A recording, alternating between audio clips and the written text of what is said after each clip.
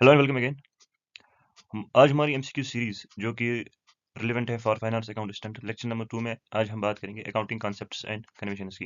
इससे पहले जो पहला लेक्चर हुआ था इसी एमसीक्यू सीरीज का, उसमें हमने बेसिक अकाउंटिंग टर्म्स पे जो प्रैक्टिस उनके बेसिक अकाउंटिंग टर्म्स के क्वेश्चंस की प्रैक्टिस की थी।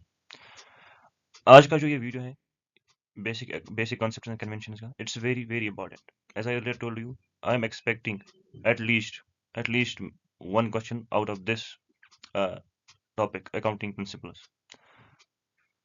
अगर आपको इस लेक्चर की पीडीएफ चाहिए तो आप उसे डायरेक्टली एक्सेस कर सकते हैं इस टेलीग्राम चैनल से। चलिए स्टार्ट करते हैं। एमसीक्यू नंबर 1 आपके फाइनेंस अकाउंट असिस्टेंट स्क्रीन पे ये रहा। Closing stock cost is rupees 1,20,000 और जो नेट रियलाइजेबल वैल्यू है इस क्लोजिंग स्टॉक का दैट इज 1,05,000। अब जो स्टॉक वैल्यू और रिकॉर्ड जो हमने किए हैं दैट्स 1,05,000। इन दोनों में जो लोअर वैल्यू है वो हमने रिकॉर्ड किया दैट्स 1,05,000। यहाँ पे कौन सा प्रिंसिपल अप्लाई होता है? क्या वो मैचिंग प्रिंसिपल है, क्या कंसिस्टेंसी प्रिंसिपल है, क्या कंजर्वेटिज्म जिसे प्रूडेंस प्रिंसिपल कहते हैं वो अप्लाई होता है, या मटेरियलिटी प्रिंसिपल अप्लाई होता है? देखो, मटेरियलिटी प्रिंसिपल हमें कहता है कि खाली आप मटेरियल इन्फॉर्मेशन को रिकॉर्ड जो बुक्स ऑफ अकाउंट्स हैं या नोट्स टू अकाउंट्स होते हैं उसमें डिस्क्लोज करो। जो इमेटेरियल इन्फॉर्मेशन है उसकी कोई ज़रूरत नहीं है। अब मटेरियल इन्फॉर्मेशन हम किस इन्फॉर्मेशन को कहेंगे? यूजर ऑफ जो भी यूजर ऑफ अकाउंटिंग इन्फॉर्मेशन होगा। अगर किसी भी आइटम से जो जो आप रिकॉर्ड करने जा रहे हैं, अगर उससे उसका डिसीजन इन्फ्लुएंस होगा तो वो मटेरियल इन्फॉर्मेशन है। अगर छोटी मोटी चीजें हैं तो आप उन्हें पीटी एक्सपेंसेस कंबाइन करके दिखा सकते हैं। So that's materiality principle. Matching principle हमें कहते हैं जो भी आपने एक्सपेंसेस किए हैं टू जनरेट द रेवेन्यू, ये सारे एक्सपेंसेस आपको रिकॉग्नाइज करने हैं अगेंस्ट द रेवेन्यू, और इसी साल करने हैं जिस साल ये रेवेन्यू आपने अर्न किया है। ठीक है ना, जिस साल ये रियलाइज हुआ है ये रेवेन्यू। सो इससे क्या होगा, जो भी फिगर होगी प्रॉफिट या लॉस की, वो ट्रू एंड फेयर डिपिक्ट होगी। अब अगर आप ऐसा करते हैं कि इस साल के एक्सपेंसेस आप अगले साल दिखाते हैं तो जो प्रॉफिट होगा वो इन्फ्लेट होगा, वो ट्रू एंड फेयर व्यू नहीं होगी, जो प्रॉफिट की फिगर है वो ज्यादा होगी। सो मैचिंग प्रिंसिपल हमें यही कहते हैं कि हमने एक्सपेंसेस को रेवेन्यूज के साथ मैच करना है और उसी साल करना है जिस साल जो हमने ये रेवेन्यू जनरेट किए हैं अगेंस्ट द एक्सपेंसेस। कंसिस्टेंसी हमें कहते हैं कि अगर आप कोई मेथड यूज करते हैं while preparing the books of accounts, आपको उसमें कंसिस्टेंसी रखनी है। अगर आप एक अकाउंटिंग पीरियड में, for example, different methods of depreciation होते हैं, उनमें से एक है रिटन डाउन वैल्यू डेप्रिसिएशन। अगर आप वो अप्लाई करते हैं डेप्रिसिएशन कैलकुलेट चार्ज करने के लिए इस साल, तो अगले साल भी आपको जो है वो रिटन डाउन वैल्यू ही जो है वो यूज करना है। इससे क्या होगी, एक हम कंपेरेबिलिटी आएगी। हम पिछले साल के स्टेटमेंट्स को इस साल के स्टेटमेंट्स के साथ कंपेयर कर सकते हैं और इससे जो है वो कंपेरेबिलिटी आ सकती है, और जो भी डिसीजन होगा यूजर ऑफ अकाउंटिंग इन्फॉर्मेशन का वो सही होगा, क्योंकि जो फिगर्स हैं, जो भी मेथड्स हमने यूज किए हैं वो सेम है, और जो भी फिगर्स आएगी वो आएगी by using the same accounting period. इससे कंपेरेबिलिटी दोनों फाइनेंशियल स्टेट्स में होगी। That's consistency principle.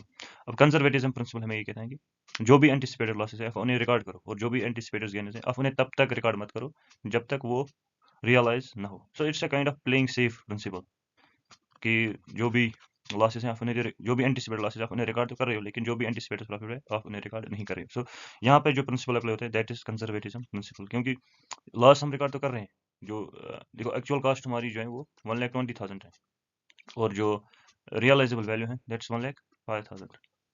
सो हम लोअर वैल्यू को रिकॉर्ड करते हैं इन दोनों में। फॉर एग्जांपल, अगर ये मार्केट वैल्यू, रियलाइजेबल वैल्यू ज़्यादा होती, 1,30,000 होती, तब भी हम लोअर वैल्यू को ही रिकॉर्ड करते हैं। हम 1,30,000 को रिकॉर्ड नहीं करते। हम फिर कहते हैं कि जो 10,000 ये हमारा गेन हुआ है, नहीं, हम तब भी लोअर वैल्यू को ही रिकॉर्ड करते हैं। So that's consistency conservatism principle, जिसे हम कहते हैं principle of playing safe. The correct answer is conservatism. यहाँ पे losses are recognized but unrealized gains are ignored under prudence, जिसे हम prudence principle भी कहते हैं, conservatism principle भी कहते हैं, या principle of playing safe भी हम इसे कहते हैं। According to which of the following accounting principles the owner of the business are considered as creditors? किस principle के according जो ओनर है उसे हम एज क्रेडिटर ट्रीट करते हैं? जैसे मैंने पिछले लेक्चर में आपको बैलेंस शीट बताया था, हमें हमने कहा था कि एक तो होता है ओनर्स क्लेम, एक होता है आउटसाइडर्स क्लेम। ये दोनों लायबिलिटी से जाती है और यहाँ से होती है एसेट्स। ये जो ओनर्स क्लेम है, जो भी कैपिटल है, इसे हम एज क्रेडिटर दिखाते हैं। ये हमें कौन सा प्रिंसिपल बताता है? क्या मनी मेजरमेंट है, कास्ट कॉन्सेप्ट है, ड्यूअल एस्पेक्ट है, या सेपरेट एंटिटी? देखिए, मनी मेजरमेंट हमें कहते हैं कि खाली वही ट्रांजैक्शन रिकॉर्ड होगी जो हम मॉनेटरी वैल्यू में रिकॉर्ड कर सकते हैं, है ना।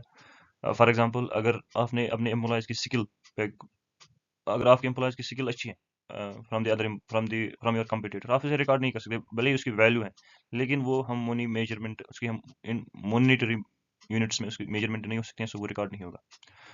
सो कॉस्ट कॉन्सेप्ट, जिसे हम हिस्टोरिकल कॉस्ट कॉन्सेप्ट कहते हैं, कि जो भी एसेट्स रिकॉर्ड होगी वो हिस्टोरिकल कॉस्ट पे जो वो रिकॉर्ड होगी। फॉर एग्जांपल, अगर आपने एसेट्स रिकॉर्ड, अगर आपने लैंड परचेज की है 10 लाख रुपीज़ की, तो आप इसे हिस्टोरिकल कॉन्सेप्ट पे ही जो है वो दिखाएंगे, जिस साल आपने परचेज किया उस साल भी, और जो अगले साल, जो आने वाले साल है, जब तक वो लैंड आपके पास है, तो आप उसे जो है वो हिस्टोरिकल कास्ट पे ही रिकॉर्ड करते रहेंगे। सो ड्यूअल एस्पेक्ट कॉन्सेप्ट हमें बताते हैं कि फॉर एवरी ट्रांजेक्शन उसके दो एस्पेक्ट्स होते हैं, one is debit, one is credit. So ये हम आगे जाके भी देखेंगे कि डिटेल्स में what is dual aspect.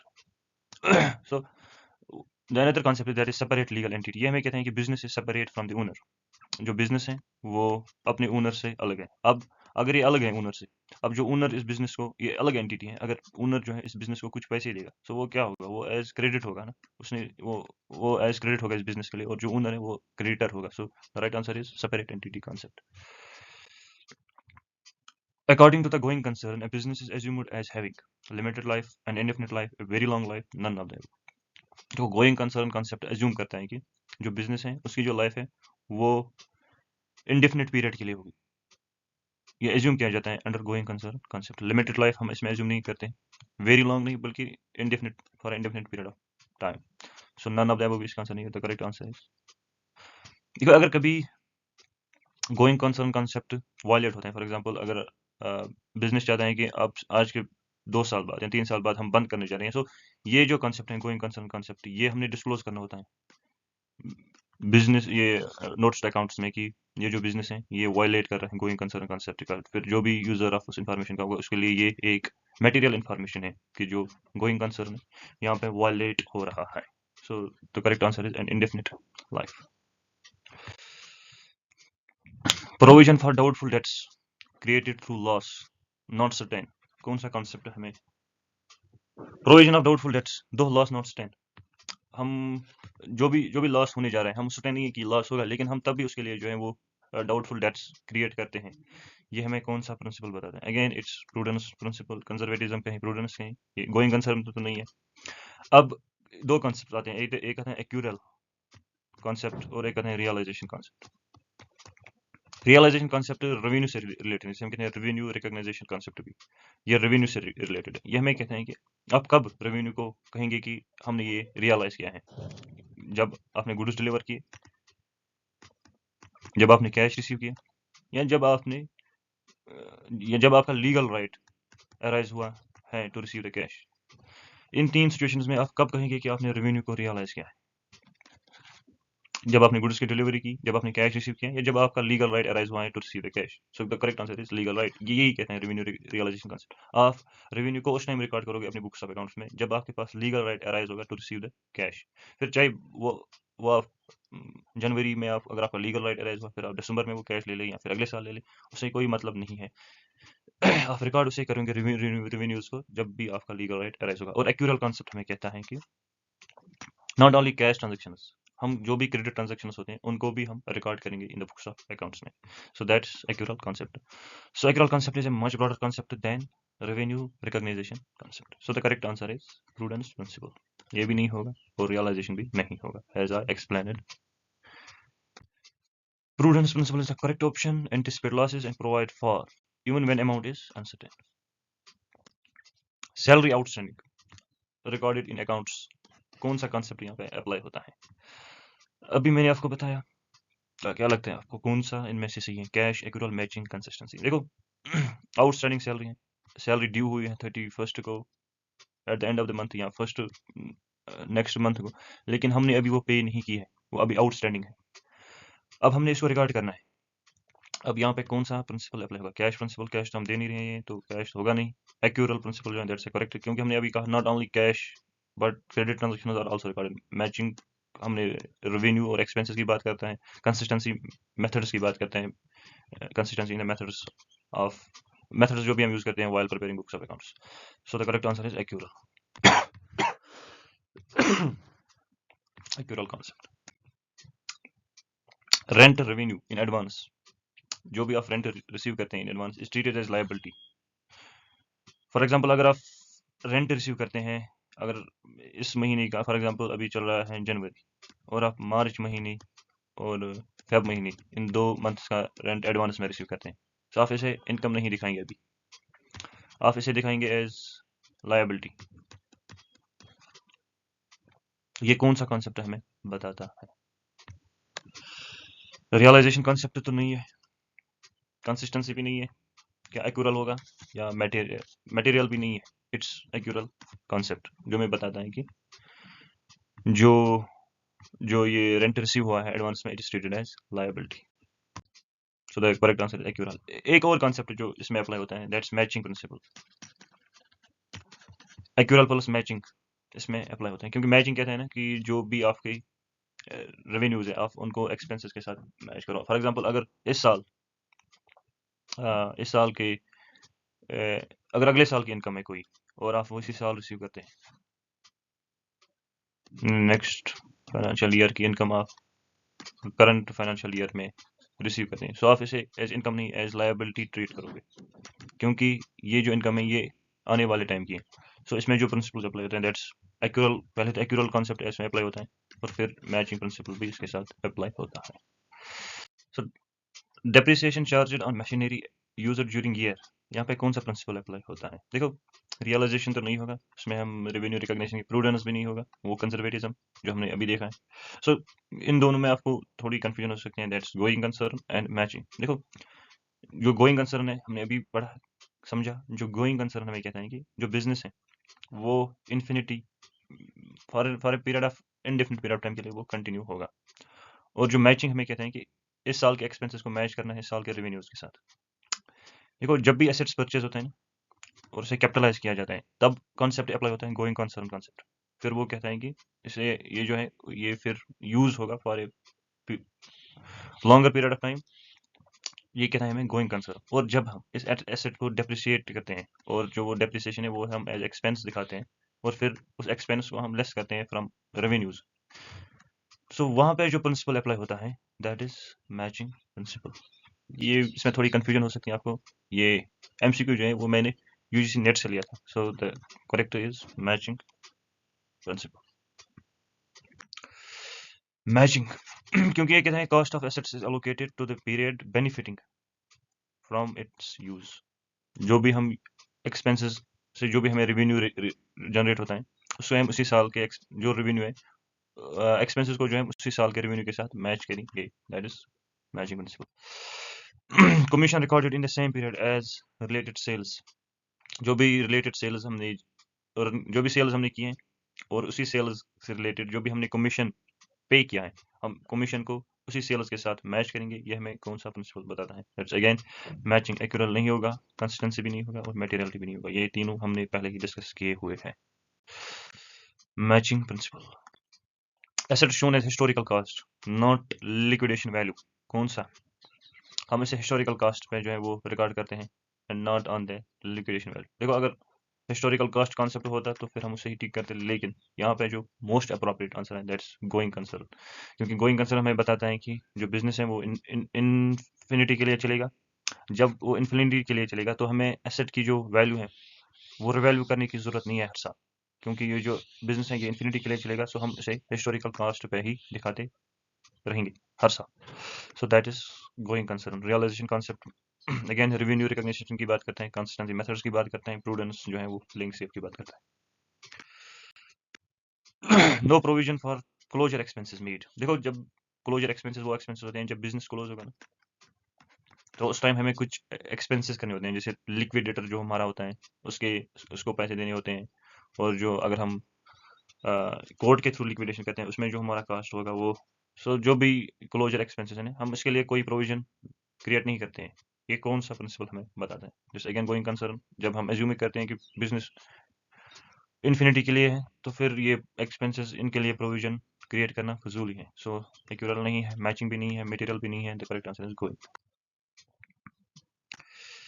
Same depreciation method used every year. कौन सा कॉन्सेप्ट हमें ये बताता है? मैचिंग। मैचिंग सेम डेप्रिसिएशन की बात नहीं करते हैं, ये हमें कहते हैं कि डेप्रिसिएशन एक्सपेंसेस को मैच करना है रेवेन्यूज के साथ। सो मैचिंग तो नहीं है। कंसिस्टेंसी प्रिंसिपल यहाँ पे अप्लाई होता है कि हम सेम मेथड यूज करते हैं, that's consistency. Prudence playing safe की बात करते हैं, और एक्यूरेल यहाँ पे अप्लाई नहीं है। So the consistency principle is the correct answer. Low value stationery expenses. Low value stationery expensed immediately. देखो जो हमारी स्टेशनरी एक्सपेंसेस होती हैं, जैसे पेन, डेयरी कोई खरीद ली, या इस तरह की छोटे मोटे पिटी एक्सपेंसेस, हम उसे एक्सपेंसेस दिखाते हैं, हम उसे कैपिटलाइज नहीं करते। देखो जो डेयरी है, ये 2-3 साल के लिए भी यूज हो सकती है, लेकिन हम उसे एज एक्सपेंस दिखाएंगे। 300 रुपये की डेयरी है, 400-500 रुपये की डेयरी है, हम उसे एज एक्सपेंस उसी साल दिखाते हैं, रादर कि हम उसे कैपिटलाइज करें, फिर हर साल 50-100 रुपये जो है वो एज डेप्रिसिएशन दिखाए। हम ऐसा नहीं करते हैं, बल्कि ये जो छोटी मोटी चीज़ें हैं, हम उसे एक्सपेंसिड एज एक्सपेंस जो है वो ट्रीट करते हैं। यहाँ पे कौन सा प्रिंसिपल अप्लाई होता है? Matching, materiality, consistency, accurate. तो मैचिंग हमने अभी डिस्कस किया है, रेवेन्यू एक्सपेंसेस को रेवेन्यूज के साथ मैच करने की बात करते हैं, ये तो नहीं है। कंसिस्टेंसी हमें मेथड्स जो भी हम यूज करते हैं उनकी कंसिस्टेंसी की बात करते हैं। एक्यूरल क्रेडिट ट्रांजेक्शंस की बात करते हैं, अलॉन्ग विद कैश ट्रांजेक्शंस की बात करते हैं। सो जो यहाँ पे सही आंसर है दैट इज मटेरियलिटी प्रिंसिपल, क्योंकि मटेरियल प्रिंसिपल हमें बताता है कि आप books of accounts, financial statements, यो या जो नोट्स टू अकाउंट्स हैं, उनमें वही इंफॉर्मेशन रिकॉर्ड करो और डिस्क्लोज करो जो मटेरियल है। ये जो पीटी एक्सपेंस है, आप उन्हें एज एक्सपेंस देके जो है वो फिर राइट ऑफ ही जल्दी जल्दी जो है वो उसी साल खत्म करो। That is materiality principle. देखो अगर कोई डिस्प्यूट है कोर्ट में बिजनेस का, और ये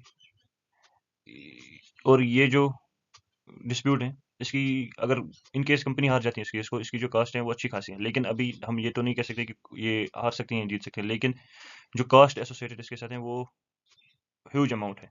सो ये जो इन्फॉर्मेशन है ये आपको डिस्क्लोज करनी है नोट्स ऑफ अकाउंट्स में। ये प्रिंसिपल यहाँ पे जो प्रिंसिपल अप्लाई है, दैट्स अगेन मटेरियलिटी प्रिंसिपल। ये इस तरह की जो इन्फॉर्मेशन है वो मटेरियल प्रिंसिपल की बुनियाद पे डिस्क्लोज होती है। सो ये जो छोटी मोटी एक्सपेंसेस है, इनको हम एक्सपेंसेस दिखाते हैं, so not as an asset, क्योंकि अगर हम इसे एज एसेट दिखाएंगे, क्या ही यूजर ऑफ जो यूजर होगा अकाउंटिंग इन्फॉर्मेशन का, उसके डिसीजन में क्या फर्क पड़ेगा? 300 रुपये की डेयरी है या 400 रुपये की डेयरी है, 3 साल के लिए यूज हो, 4 साल के लिए यूज हो, ये उतनी रिलेवेंट इन्फॉर्मेशन नहीं है उसके लिए। सो मटेरियलिटी प्रिंसिपल जो है वो यहाँ पे यूज होता है। इसे जो है वो नॉट कैपिटलाइज करते हैं। राउंडिंग ऑफ फिगर परमिनेटेड इन स्टेटमेंट्स। देखो जो राउंडिंग ऑफ होती है ना, जो फॉर एग्जांपल कोई एंड में आती हैं, जैसे 100 यहाँ पे है वो, फॉर एग्जांपल कोई बड़ी फिगर लेते हैं, 1,58,58 lakhs 42,105.75 पैसा। सो ये जो है ना, इसे हम राउंड ऑफ करेंगे 100, या तो हम इसे 100 पे लेंगे या 110 पे लेंगे। ये जो फिर पैसे हैं इनको हम इग्नोर करेंगे। सो ये जो है ना राउंडिंग ऑफ हम इसे करते हैं। कौन सा स्टेटमेंट, कौन सा प्रिंसिपल यहाँ पे अप्लाई होता है जो हमें कहते हैं कि जो परमिट करते हैं हमें rounding off? Materiality, consistency, prudence, reality. देखो कंसिस्टेंसी तो नहीं है, प्रूडेंस भी नहीं है, रियलाइजेशन भी नहीं है। जो मटेरियल, क्योंकि ये जो छोटी है ना, ये 5 रुपये 75 पैसा, इससे कोई फर्क नहीं पड़ेगा, ये इमेटेरियल है जो डिसीजन के लिए। सो जो राइट आंसर है दैट इज मटेरियलिटी प्रिंसिपल। जो डिसीजन है वो से कोई इफेक्ट नहीं होगा इन पैसे। Contingent liability is shown in the balance sheet because of. देखो जो कंटिंजेंट लायबिलिटीज होती हैं, लायबिलिटीज जो डिपेंड करती हैं किसी फ्यूचर इवेंट पे, इस तरह की जो लायबिलिटीज होती है ना, उसे हम कहते हैं contingent liabilities. Is shown in the balance sheet, इसे हम बैलेंस शीट में दिखाते हैं। Because of which convention of consistency, वो मेथड्स की बात करते हैं। गोइंग कंसर्न वो भी अप्लाई नहीं होगा। कन्वेंशन ऑफ फुल डिस्क्लोजर या कन्वेंशन ऑफ कंजर्वेटिज्म। देखो अगर हम कंटिंजेंट लायबिलिटीज के लिए कोई प्रोविजन क्रिएट करते तो वो कंजर्वेटिज्म होता है, लेकिन हम इसे शो करते हैं, खाली दिखाते हैं अपने बुक्स ऑफ अकाउंट्स में कि ये हमारी लायबिलिटी है। सो कंजर्वेटिज्म अप्लाई नहीं होगा। कन्वेंशन ऑफ फुल डिस्क्लोजर जो है वो अप्लाई होगा। जो कन्वेंशन ऑफ फुल डिस्क्लोजर है ये क्लोजली रिलेटेड है मटेरियलिटी प्रिंसिपल के साथ।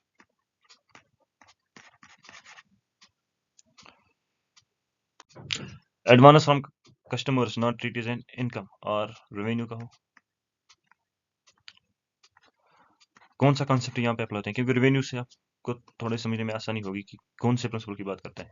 एक्यूरल की बात करते हैं, मटेरियल कंसिस्टेंसी या रियलाइजेशन। देखो रियलाइजेशन प्रिंसिपल जो है वो उसका सही आंसर है, क्योंकि वो हमने देखा रेवेन्यू या इनकम हम तब ट्रीट करते हैं जब हमारे पास लीगल राइट होगा। देखो कोई एडवांस हमने लिया है, अभी हमारे पास लीगल राइट नहीं था उसको रिसीव करने का, लेकिन उसने एडवांस हमें दिया है, we will treat as a liability. जो भी यहाँ पे कंसेप्ट अप्लाई हुआ है दैट्स रियलाइजेशन कंसेप्ट। एक्यूरल भी नहीं, मटेरियल भी नहीं, और कंसिस्टेंसी भी नहीं। Realisation concept. देखो इस पे जो भी क्वेश्चंस मैंने रखे हैं इसमें थोड़े मैंने एप्लीकेशंस पे थोड़ा ज़्यादा फोकस किया है, क्योंकि जो भी सिंपल कॉन्सेप्ट्स हैं ना वो बड़ी आसानी से हो जाते हैं, लेकिन जो एप्लीकेशन है इन कॉन्सेप्ट्स इन प्रिंसिपल्स की उनमें उनको समझने में थोड़ी मुश्किल होती है। सो मैंने कोशिश की है जो भी इंपॉर्टेंट स्टेटमेंट्स जो एग्जाम्स में पूछे गए हैं या जो किताबों में लिखे थे, उनके जो स्टेटमेंट्स जो है उनकी जो एप्लीकेशन है उनको मैंने जो है वो कॉपी किया, फिर जो है वो एमसीक्यू बनाने की कोशिश की। सो इसलिए आपको थोड़ी सी मुश्किल लग सकते हैं इन एप्लीकेशंस को, लेकिन आई होप कि ये आपके लिए फ़ायदेमंद हो, और जो ये कन्वेंशन एंड कंसेप्ट्स हैं जिसे हम अकाउंटिंग प्रिंसिपल्स कहते हैं, इनकी जो अंडरस्टैंडिंग है वो आपके लिए और स्ट्रांग हो। So moving to the next one, owner's personal expenses excluded from business books. यहाँ पे कौन सा कंसेप्ट अप्लाई होता है? Again very easy, business entity concept. ये सेपरेट करता है बिजनेस को from its owner. Dual entity में हम दो ट्रांजेक्शन्स की बात करते हैं, दो एंटिटीज की बात करते हैं। एक्यूरल में क्रेडिट ट्रांजैक्शन और कंसिस्टेंसी में मेथड्स की बात होती है। The correct answer is business entity concept. We state is business and its owner, two separate entities. Business entity is a right answer. Capital introduced treated as liability. Again हमने वहां पे capital introduced treated as, वहां पे हमने credit देखा था, जो हमने ओनर को एज क्रेडिटर देखा था, और जो उसकी कैपिटल है उसे हम लायबिलिटी दिखाते हैं। Again this is business entity concept. Matching भी नहीं, प्रूडेंस, मटेरियल भी नहीं, ये हमने ऑलरेडी डिस्कस किए हुए हैं। Business entity is the right answer. Purchase of machinery for cash effects two accounts. ये हमें कौन सा कॉन्सेप्ट बताना है कि जब भी हम मशीनरी परचेज करते हैं, या अगर आप ऐसे ही वो प्रिंसिपल हमें कहता है कि कौन सा प्रिंसिपल हमें कहता है कि जो भी हम ट्रांजेक्शन्स करते हैं उससे दो अकाउंट्स वो इफेक्ट होते हैं, और एक डेबिट होगा एक अकाउंट, एक क्रेडिट होगा एक अकाउंट। कौन सा? यहाँ पे एग्जांपल परचेज ऑफ मशीनरी के लिए है। सो अगर जनरल की बात करें तो वो प्रिंसिपल हमें कहते हैं कि दो, जब भी हम कोई ट्रांजेक्शन करते हैं उससे दो अकाउंट्स इफेक्ट होते हैं। क्या वो मैचिंग है? नहीं। Dual aspect is the right answer. Accrual भी नहीं, कंसिस्टेंसी भी नहीं, ये हमने ऑलरेडी डिस्कस किया हुआ है, so I am not discussing them again. The correct answer is dual aspect concept. Every transaction has two-fold effect. Loan taken increases cash and liability. तो जब भी हम लोन लेते हैं उससे कैश आता है, और जो लायबिलिटी है वो इंक्रीज होती है, और कैश भी इंक्रीज होता है। ये हमें कौन सा कॉन्सेप्ट बताता है? Dual. Dual is the right answer. Going भी नहीं, मटेरियल भी नहीं, रियलाइजेशन भी नहीं, that's dual aspect. Dual is the right answer. Land recorded at purchase price despite appreciation. देखो जो लैंड है ना उसकी अनलाइक मशीनरी और बिल्डिंग जिनकी वैल्यू डेप्रिशिएट होती है, जो लैंड है ना उसकी वैल्यू जो है वो एप्रिशिएट होती है, इंक्रीज होती है, लेकिन तब भी हम उसे हिस्टोरिकल कॉस्ट पे ही वो रिकॉर्ड करते हैं। The concept applied here is historical cost concept, जो हमें ये बताता है कि हम एसेट्स को रिकॉर्ड करते हैं उनके हिस्टोरिकल कॉस्ट पे। प्रूडेंस भी नहीं, मटेरियल भी नहीं, रियलाइजेशन भी नहीं। The right answer is historical cost concept is the right answer. Prepaid expenses are shown as an asset due to which concept? देखो जो भी प्रीपेड एक्सपेंस होती है ना, फॉर एग्जांपल हमने इंश्योरेंस किया मशीनरी का हमने इंश्योरेंस लिया है फॉर 5 इयर्स। अब इस साल से स्टार्ट होगा, पहला साल, दूसरा, तीसरा, चौथा और फिर 5th ईयर। इस साल में हमने फॉर एग्जांपल खर्चे किए 5 लाख रुपीस इंश्योरेंस पे, और वो इंश्योरेंस जो है वो 5 इयर्स के लिए होगा। अब हम ये 5 लाख पूरा इसी साल जो है वो ट्रीट नहीं करेंगे एज एन एक्सपेंस, रादर हम इसे हर साल जो है वो ट्रीट करते जाएंगे, और जो ये 4 लाख रुपीस है जिनके बेनिफिट्स अभी हमने गेन नहीं जिनके अवेल नहीं किए, ये 4 लाख रुपीस हम एज एन एसेट दिखाएंगे इन द बुक्स ऑफ अकाउंट्स। कौन सा प्रिंसिपल हमें ये बताता है कि जो भी प्रीपेड एक्सपेंसेस है उन्हें हम एज ट्रीट करते हैं, जो प्रीपेड एक्सपेंसेस हैं उन्हें हम ट्रीट करते हैं एज एसेट्स? ये हमें कौन सा प्रिंसिपल बताता है? मनी मेजरमेंट हमें ये बताता है कि जो हम खाली वो ट्रांजेक्शन रिकॉर्ड करेंगे जो मॉनिटरी टर्म्स में होगी। देखो वर्डिंग जो है ना इस स्टेटमेंट की, it's very important. Monetary terms ये भी रिकॉर्ड होता है, लेकिन क्वेश्चन हमें इस कॉन्सेप्ट के रिलेटेड ये हमें मॉनिटरी मेजरमेंट की बात नहीं करता है। फिर एक्सप्लिसिटली कहते हैं कि अगर लड़ाई हो रही है एम्प्लॉयज में और हम उसे रिकॉर्ड नहीं कर रहे हैं तो कौन सा कॉन्सेप्ट अप्लाई होता है? लॉस तो उससे भी होते हैं, तब जाके मनी मेजरमेंट। ये जो स्टेटमेंट है ना इसको आपने बड़े केयरफुली समझना है कि ये क्या पूछना चाहता है हमसे, कौन सा प्रिंसिपल है। मॉनिटरी मेजरमेंट नहीं है, बिजनेस एंटिटी भी नहीं है, जो सेपरेट लीगल एंटिटी, जो सेपरेट एंटिटी की बात करते हैं। सो गोइंग कंसर्न और मैचिंग, इन दोनों में से आपको चूज करना है, विच वन इज दिस। देखो ये जो इंश्योरेंस है ये एक्सपेंस है, और हम मैंने आपको पहले ही कहा जब मैचिंग हमने डिस्कस किया था, मैचिंग हमें कहते हैं कि जो भी एक्सपेंसेस हैं उन्हें हम मैच करेंगे रेवेन्यूज के साथ उसी साल। सो ये जो बाकी एक्सपेंस है जो प्रीपेड है उसे हम ट्रीट करते हैं as an asset. So the concept that applied here is matching concept. जो हम इसी साल के एक्सपेंसेस को है वो मैच करेंगे और जो बाकी एक्सपेंस है उसे हम ट्रीट करते हैं as current asset. Point out the correct accounting equation. जो अकाउंटिंग इक्वेशन कॉन्सेप्ट है ना, ये उसी पे जो उसकी इक्वेशन है ये उसी पे बेस्ड ये एमसीक्यू है। अगेन इस पे पीवाईक्यू भी बना था पिछले साल, जो फाइनल पिछले साल नहीं, जो अकाउंट स्टूडेंट्स का पिछला एग्जाम हुआ था उसमें न्यूमेरिकल आया था कि लायबिलिटी दी हुई थी, एसेट्स दिया हुआ था और कहा गया था कि कैपिटल निकालो। सो उसके लिए जरूरी है कि पहले आपको इक्वेशन समझ में आनी चाहिए। देखो अगर आपने पुराना लेक्चर देखा उसमें मैंने बताया था यहाँ से एसेट्स होते हैं बैलेंस शीट में, यहाँ से लायबिलिटीज होती है और लायबिलिटीज फिर बाइफरकेट होती है एज कैपिटल और एज लायबिलिटी। और ये जो लायबिलिटी है आउटसाइडर्स लायबिलिटी होती है, दोनों को मिला के हम लायबिलिटी ही कहते हैं। सो जो एसेट्स होती है ना वो होती है equal to capital plus liability, ये दोनों मिला के capital plus liability, this correct accounting equation.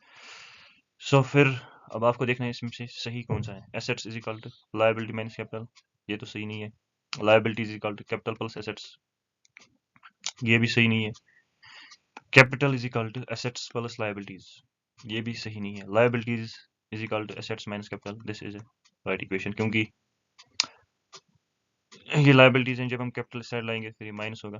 सो ये माइनस कैपिटल होगा, एसेट्स ऑलरेडी प्लस में ही है। So assets minus capital is equal to liabilities. Revenue is considered as being earned on the date at which it is realised.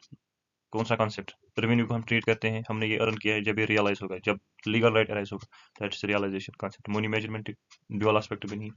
Accounting period concept हमें ये बताता है कि जो बिजनेस है उसकी लाइफ गोइंग कंसर्न में हमने देखा कि जो बिजनेस की लाइफ है वो इन्फिनिट है। अब हम वेट नहीं करेंगे जब बिजनेस बंद होगा तब हम कैलकुलेट करेंगे प्रॉफिट कितना था, लॉस कितना हुआ, ये हम तब तक तो वेट नहीं कर सकते। तो इसलिए हम फिर बाइफरकेट करते हैं सारी पीरियड को। या तो फिर हम बाइफरकेट मंथली करें, ईयरली करें, जो भी हम पीरियड चूज करें, तो फिर हम उसके रिलेटेड, उस पीरियड के रिलेटेड जो है वो बुक्स ऑफ अकाउंट्स बनाते हैं। ये हमें बताता है अकाउंटिंग पीरियड कॉन्सेप्ट। लेकिन अब यूजुअली जो अकाउंटिंग पीरियड होता है, जो हमने पहले लेक्चर में देखा था, वो 1 साल का होता है, 12 मंथ्स का होता है। स्टार्टिंग फ्रॉम जो अकाउंटिंग पीरियड होता है ना वो फाइनेंशियल ईयर के ही इक्वल होता है, starting from 1 April and ends on the 31 March. ये हमें बताता है accounting period concept. So the right answer is realisation concept. The concept of conservatism takes into account conservatism, जिसे हम prudence principle कहते हैं। It takes into account what? All future profits तो ये consider नहीं करता है, losses को consider करता है, लेकिन ये statement गलत है, ये ठीक है। So the whole statement is not true. All future profits but leaves all future, again wrong. All future losses but leaves all future profits, that is the right answer. जो future profits है उसे leave करता है और जो future losses है उसे ये consider करता है। The right answer is C. The proprietor paid his personal electricity bill from business cash। जो बिजनेस में कैश पड़ा था उससे जो प्रॉपराइटर है, जो मालिक है बिजनेस का, उसने अपनी पर्सनल इलेक्ट्रिसिटी बिल जो है वो पे कर दी।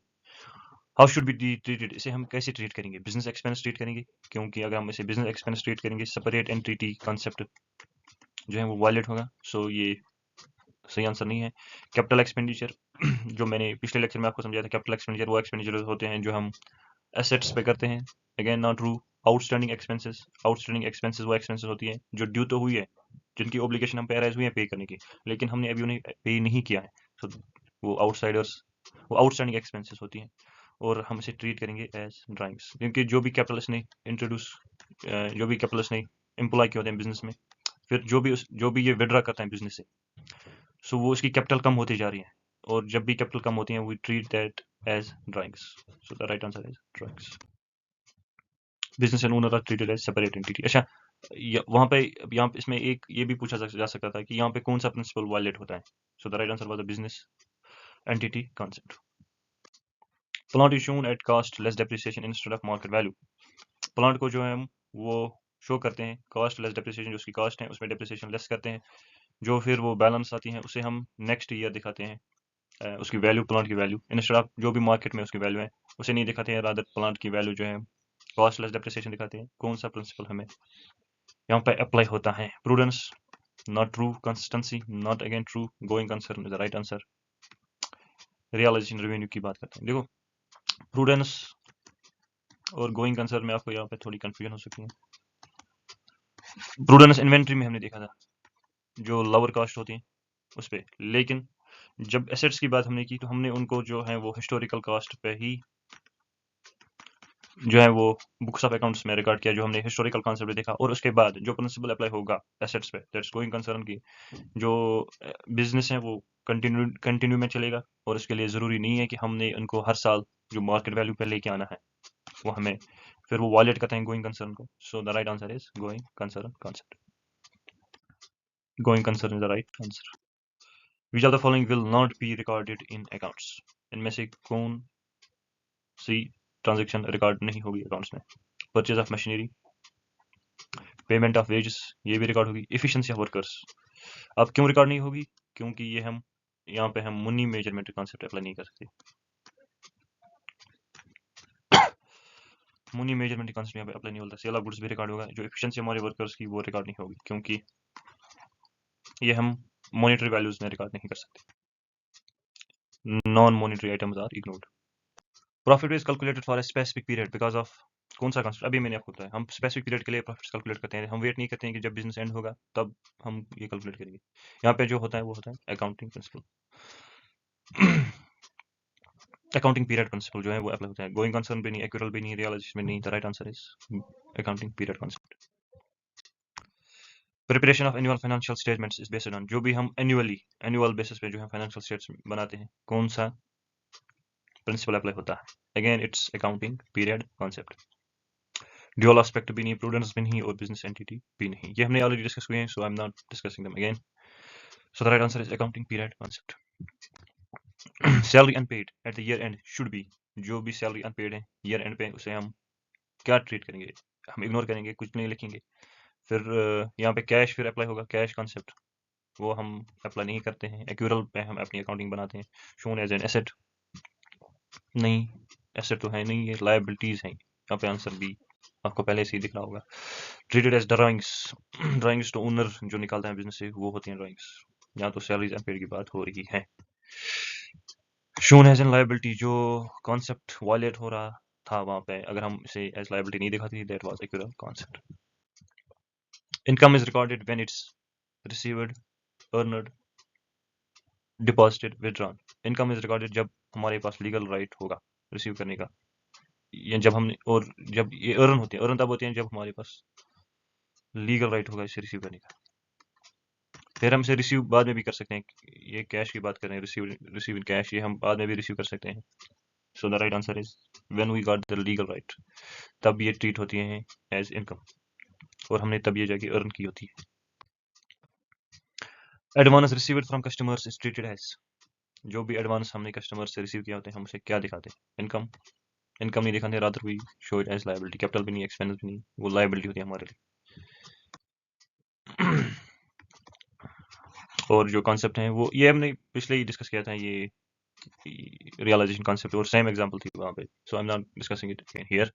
Depreciation is charge to, well ये भी हमने डिस्कस किया। Match cost revenue, matching principle की बात करता है। That's the right answer. ये रिपीट हुए हैं शायद ये questions. Assets are recorded at purchase price. Historical cost की बात यहाँ पे होता है, मार्केट वैल्यू पे नहीं, रिप्लेसमेंट कॉस्ट पे भी नहीं, सेलिंग कॉस्ट पे भी नहीं, परचेज प्राइस पे, जिसे हम हिस्टोरिकल कॉस्ट कॉन्सेप्ट भी कहते हैं। फिर हम उसे जो है वो डेप्रिसिएशन चार्ज करते हैं। Purchase price the right answer. Increase in liability will, जो जब भी हमारी लायबिलिटी इंक्रीज होगी उससे क्या होगा? इंक्रीज इन एसेट्स और रिड्यूस कैपिटल होगी। Assets is equal to capital plus liability. जब लायबिलिटी इंक्रीज होगी तो हमारे एसेट्स भी इंक्रीज होंगे, क्योंकि ये तो इक्वेशन है ना, इक्वेशन में फिर हमारे एसेट्स भी इंक्रीज होंगे, सो एसेट्स इंक्रीजेस। या अगर एसेट्स इंक्रीज नहीं होंगे फिर हमारी कैपिटल डिक्रीज होगी। देखो अगर यहाँ पे वैल्यू है 10,000 और यहाँ पे वैल्यू है 5,000, यहाँ पे वैल्यू है 5,000, अब 10,000 इज इक्वल टू 10,000, ये सेम तब रहेगा अगर यहाँ पे फॉर एग्जांपल हमारी लायबिलिटी जो सब क्वेश्चन में पूछा गया है, इंक्रीज इन लायबिलिटी, अगर लायबिलिटी इंक्रीज हुई, फॉर एग्जांपल लायबिलिटी 6,000 हुई, या तो इसे 4,000 तो, या तो ये 4,000 होगा फिर जाके ये 10,000 ही रहेगा। या दूसरी सिचुएशन ऐसी हो सकती है कि ये 6000 हो जाए, ये 5000 ही रहे, तब जाके एसेट्स इंक्रीज होंगे बाय 1000 और ये 11000 बनेगा। सो ये सिचुएशन हो सकती है। इंक्रीज इन एसेट्स और reduce in capital is the right answer. Reduce assets drawing ये नहीं बल्कि ये इसका सही आंसर। ये एक्यूरल कॉन्स पता नहीं किसका है, ये स्लाइड यहाँ पे है। अब कुछ एमसीक्यूज जो यूजीसी नेट में पूछे गए हैं। According to which concept the life of the business is divided into appropriate segments for studying the results shown by the business in each of the segment? Again ये accounting period concept से related question है। अब matching का सवाल है, यहाँ से concept दिए हुए आपको इनको मैच करना है। Going concern, consistency, cost concept और मटेरियलिटी। आपको यहाँ से ये कॉन्सेप्ट दिए हुए हैं, आपको इनको मैच करना है इनके साथ। पर्पस और एप्लीकेशन जो है इनके साथ आपको मैच करना है। The same method, the same accounting method used by a firm for one period to another, ये हमें consistency principle बताता है। relate to the relative size or importance of an item or event, जो relative size है ना, जिसकी importance है उसी को हमने रिगार्ड करना है, that's materiality।